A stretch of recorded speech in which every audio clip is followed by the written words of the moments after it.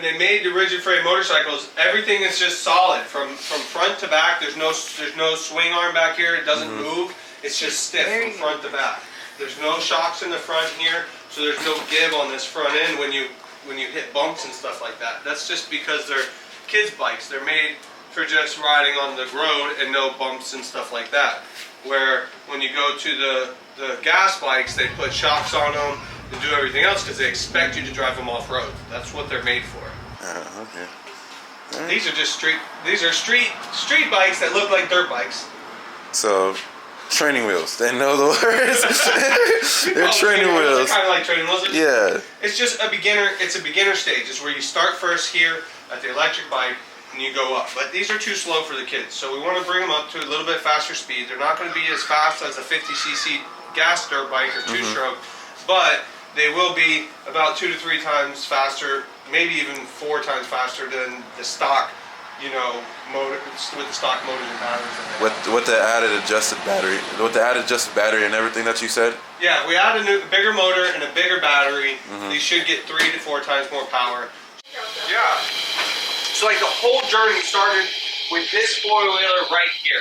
The idea was to take this four-wheeler and turn it into a 2-seater dump truck with a working lift bed for the kids to play around with in the backyard. Take out to the woods and do whatever they want with it, just because it'd be cool. They like construction equipment. And how long ago, you had this four-wheeler for? I've had this for a while. I probably had this for like 6 to 8 months. 6 to 8 months. It's just been sitting on the side of the house waiting for the project to start. Then came these electric dirt bikes. Like this was the second thing that came. They showed up on my driveway, and I thought, how cool would it be to... Well, first I wanted to see if I could fix them, and then in my process of learning about, what it would take to fix them, I decided, why not give them more power? Bigger batteries, bigger motor, go faster, because that's what we like to do. Gotta love it. 3 kids. So anyways, we get these electric bikes, so we upgrade them. 4-wheeler, 400 scrambler, 4-wheel drive. It's got a locked up rear end. I don't know if the motor runs or not, but it's a fun project. Tear it apart, do a full rebuild on it, get it up and working, and then decide if we want to tear it apart and build it into something cooler. Probably. No, probably, for sure. Yeah, for sure. All-wheel drive, Power Wheels, or something like that. So what kind of project? How long does it take usually for those things? You think?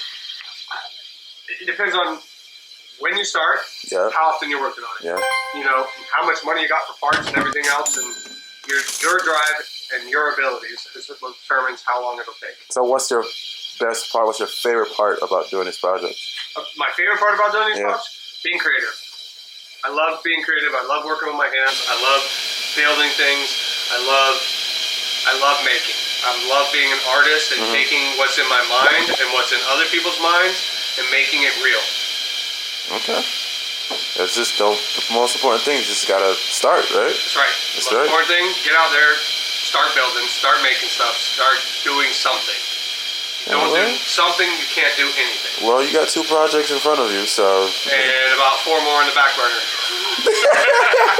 I love it, baby. Let's start this. Let's do it. Taking these plastics off, we're gonna see if we can't make them more accessible to the motor and the batteries, so we can start figuring out how we're gonna fit in the bigger motors and the bigger batteries.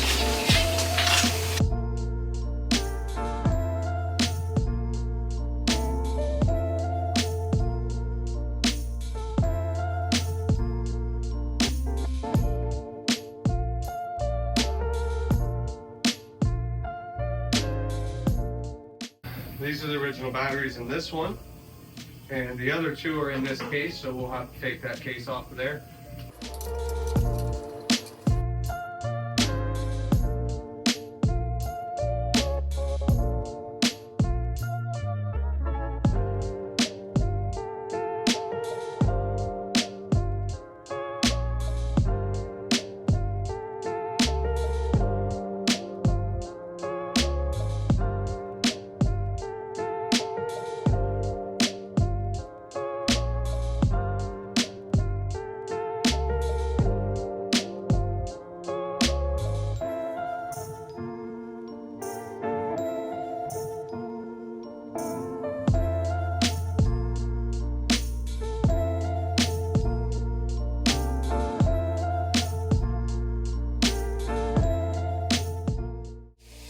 probably noticed is that both of these bikes have completely different frame designs, and both are going to create their own unique challenges when we go to install the motors. So I have a feeling we're going to have to figure out different mounting styles for both of these.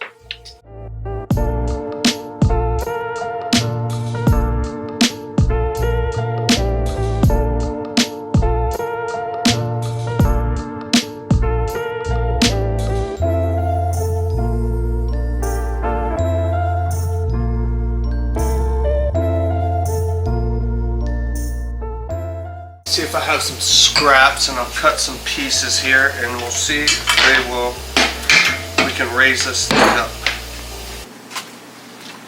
Alright, let's see what we have here. I got all kinds of leftover materials, chains and shit. Oh, here. Let's see.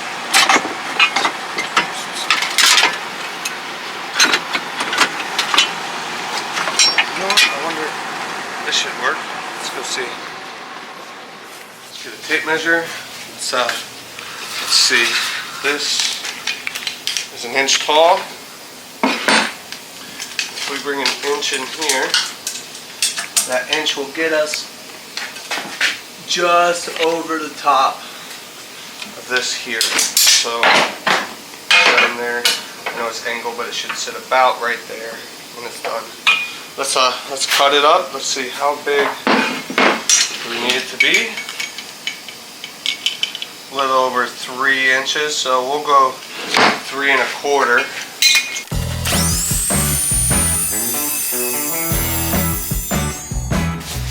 I'm gonna take this and put it on this one that I already marked. That's what we'll do.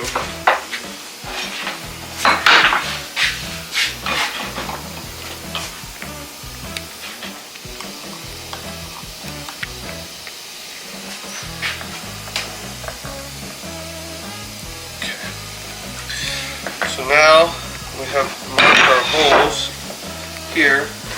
We'll take a punch, put it in the center of our hole. And that's going to create an indent here for our drill, so we can get a nice good start drilling these holes. Take this down here.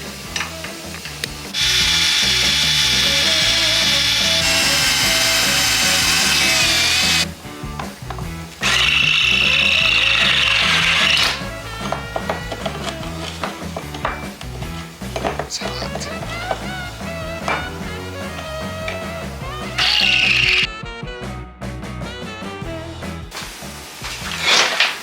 Alright, let's find some bolts to mount this motor to these brackets. Here and here. And we can figure out how it's going to fit inside of here. So we'll come in here into my drawer of random nuts and bolts and see what we can find to make this work. I think these will do just fine. Let's see if I can find a set. It looks like you really like to play with your nuts. Love looking for nuts. Like a squirrel. Like a squirrel looking for nuts. Gotta get my harvest for winter. But we are kind of past winter already.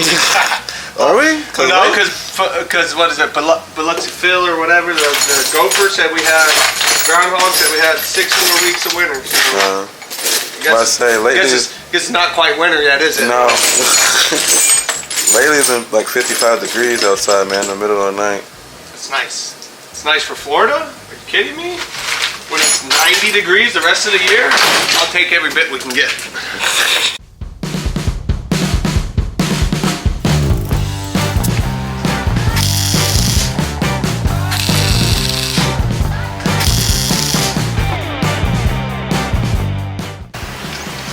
Have those welded up, we can see how this motor is going to sit, where we can line it up.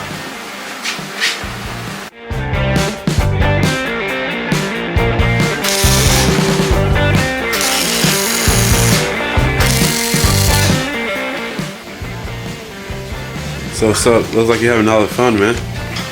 You're missing out on all the fun. Just got done welding up the motor mounts here. Reinstalling the chain tensioner. We're going to put the chain back on this, and this one will be motor mounted, ready for battery and controller. But in the meantime, we are going to start mounting the motor on the second one.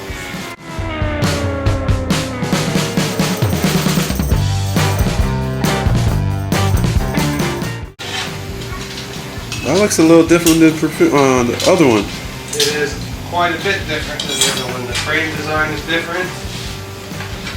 So it's going to create some different challenges when we go to mount the new motor. So let's just see how the new motor fits in here and if we need to cut anything out of our way before we start designing motor mounts or anything else like that.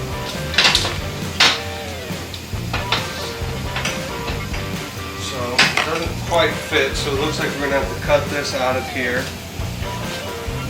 And then we'll reassess what we have. We might be able to drill new mounts in this plate, but we need to see how this lines up with the sprocket once we get this arm out of the way.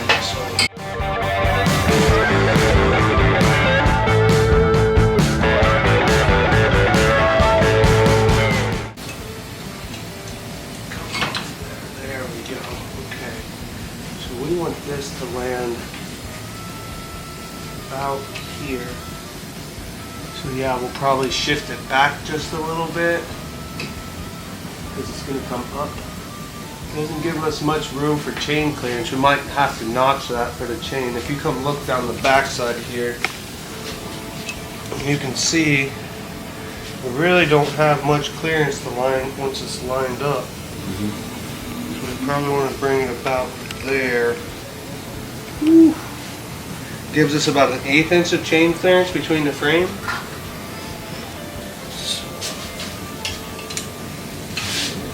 This here. Bring it up 1/2 inch. Okay.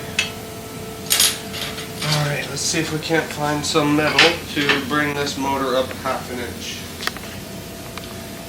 We might be able to make that work. Let's cut some pieces of metal and let's see if we can't get this thing up 7/8 of an inch.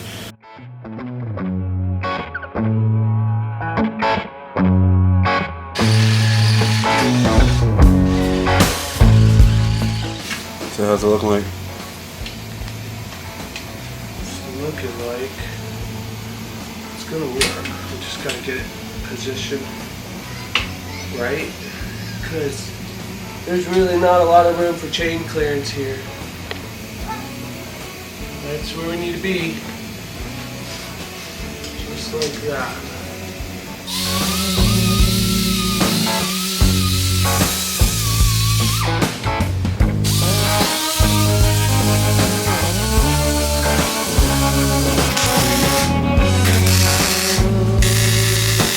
Everything's in place? Everything's in place. Now we'll take the motor off here.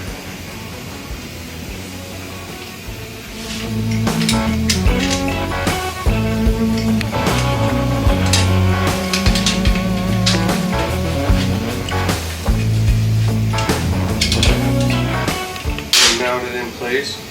Now we need to re-support this side here. So this is never going to work again because it was way back there. So let me see what we have for some metal. See if we can't make something come a little bit lower and tie in back here. And then we can grind off the old welds. So we have this other piece left over from the same material where we made the motor mounts with, but I know it'll be plenty strong. Yeah, see how that sits a lot better right there? Gives me a lot better surface to weld.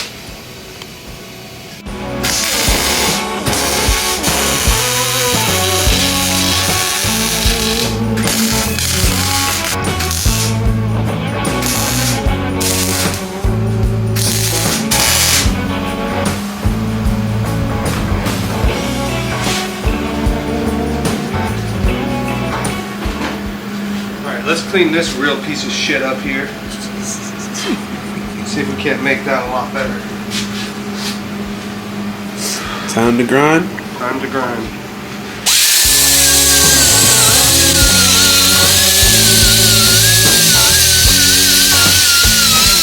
Well, this weld looked like dog shit because I didn't do a good enough job cleaning up here, so it started stacking on top of itself. But as you can see, after we grind down, we have really good penetration here, so I'm happy with that. We're going to leave it as it is. Okay. Should be able to now remount the motor and hook up the chain, and this one will be done.